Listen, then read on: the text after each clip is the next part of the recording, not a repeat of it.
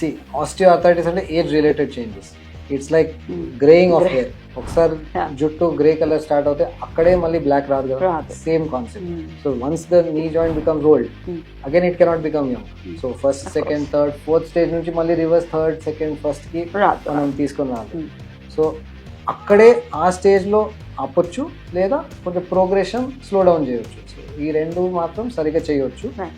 Treatment, efforts, exercises, medicines ఇవన్నీ ప్రాపర్గా చేస్తే డెఫినెట్లీ అది చేయొచ్చు. జాగ్రత్త. బట్ యూఆర్ రైట్, లాస్ట్ స్టేజ్కి కొంతమంది క్రిప్లింగ్ డిజీజ్ అంటాం. అంటే ఏంటి, మొత్తం కాలు వంకర్ అయిపోతాయి, ఈవెన్ హ్యాండ్స్ జాయింట్స్ మొత్తం క్రాస్ అయిపోతాయి, ప్రతి ఒక అడుగులు వేస్తే కూడా నొప్పితో పేషెంట్స్ బెడ్ రిడన్ అయిపోతారు. ఎట్లా ట్రీట్ చేస్తారు వాళ్ళని?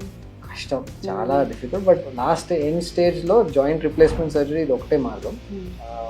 రిప్లేస్ చేస్తే నార్మల్ గా నడిచే పరిస్థితి ఉంటుంది.